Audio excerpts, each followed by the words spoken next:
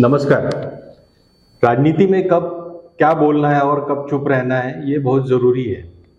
सिर्फ 6 दिन बचे थे राहुल की पदयात्रा को। एक ऐसी यात्रा जिससे उम्मीद बंधी थी कि वर्षों से बिखरी हुई कांग्रेस नरेंद्र मोदी के तूफान को वर्ष 2024 में इस यात्रा से बने हुए संपर्कों के माध्यम से चुनौती दे सकेगी। देश भर के विपक्षी दलों में 100% न सही पर एक बड़ा हिस्सा राहुल गांधी को नेता के रूप में देखने लगा था।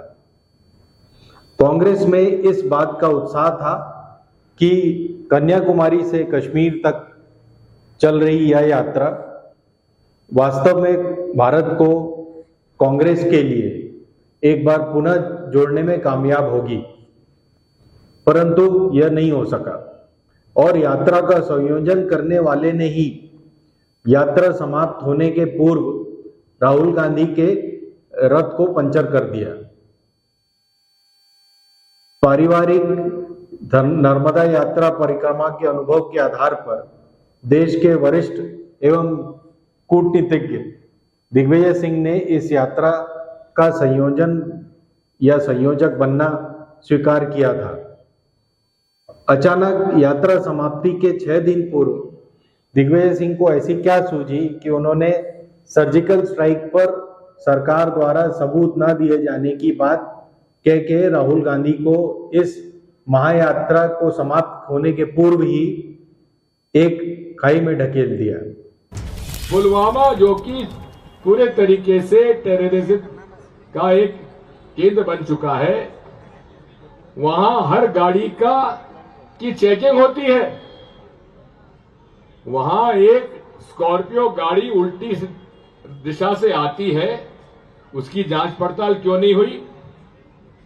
और जांच पड़ताल भी नहीं हुई और उसके बाद वो आके टकराती है और हमारे 40 सीआरपीएफ के जवान शहीद हो जाते हैं। आज तक उस घटना की जानकारी न संसद में उन्होंने पेश की, न जनता के सामने रखी। सर्जिकल स्ट्राइक की बात करते हैं कि हमने इतने लोग मार गिराए, लेकिन प्रमाण कुछ नहीं। राहुल गांधी ने दिग्विजय सिंह के इस बयान को उनका निजी बयान बताया है, पर यात्रा को जो राहुल गांधी को जो ठेस लगनी थी, जो आघात लगना था, वह लग चुका है। जो दिग्विजय सिंह जी ने कहा उससे मैं बिल्कुल अग्री नहीं करता हूं। हमारी आर्मी पर हमारा पूरा ट्रस्ट है।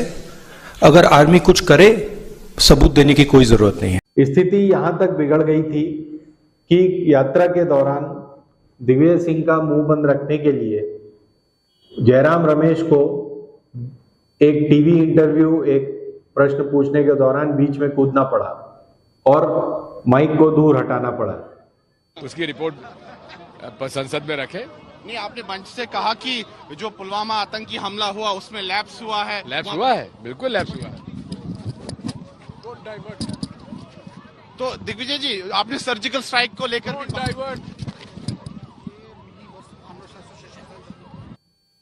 प्रश्न यह उठ रहा है कि राहुल गांधी की इस यात्रा की सफलता से कांग्रेस का कौन सा वर्ग सबसे ज्यादा चिंतित है और असुरक्षित महसूस कर रहा है?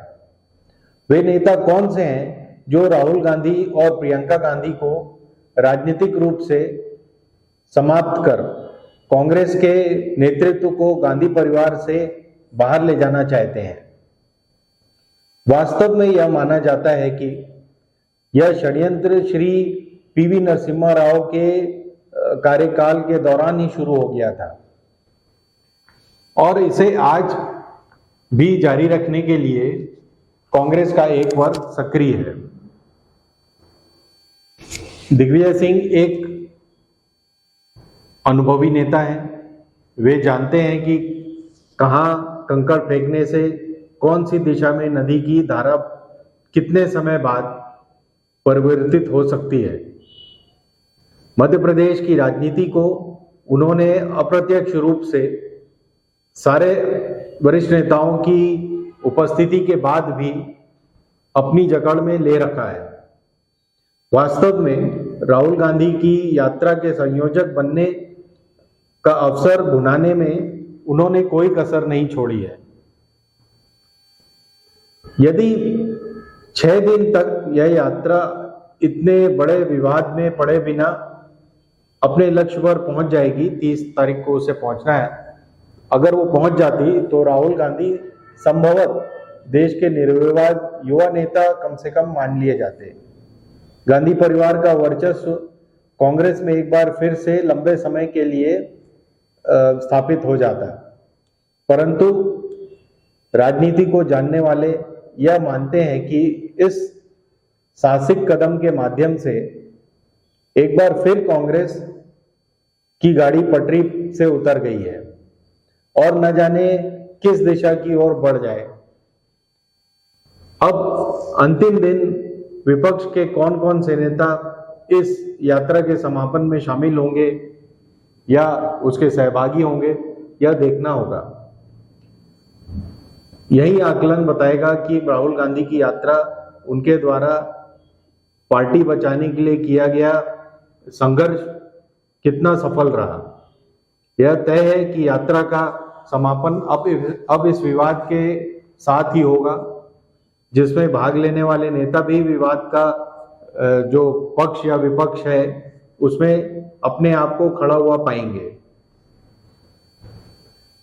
आपको याद होगा कि अधीर रंजन चौधरी ने सही समय पर बेतुकी बयानबाजी से बंगाल में कैसे कांग्रेस का कीमा बना दिया था और भाजपा को क्या फायदा हुआ था। अधीर रंजन, मणिशंकर और दिग्विजय ऐसा क्यों करते हैं? राहुल को इसका जवाब ढूंढना होगा। दिग्विजय शायद ये सोचकर उन्होंने ये बयान दिया होगा कि यात्रा अब अपने अंतिम पड़ाव पर है और जम्मू कश्मीर में पुलवामा का क्वेश्चन शायद सही हो और वहां की जनता इसका जवाब चाहती हो। लेकिन ऐसा कह के उन्होंने भाजपा के जो मीडिया रथ है जो उनका, उसको एक मौका दे दिया कि वो उन पर या कांग्रेस पर और राहुल पर फिर से पुलवामा के क्वेश्चन पर पेट्रियोटिज्म को लेकर और खासकर 26 जनवरी के आसपास फिर से उन पर चढ़ाई कर सके। शायद दिग्विजय सिंह जी का मंतव्य सही था या नहीं, ये उन्हें खुद विचार करना होगा और राहुल गांधी को भी सोचना होगा कि उनके नेता ऐसे समय पर क्यों जुबान खोलते हैं जब उनका चुप रहना उचित होगा। धन्यवाद। हिंदुस्तान जिंदाबाद।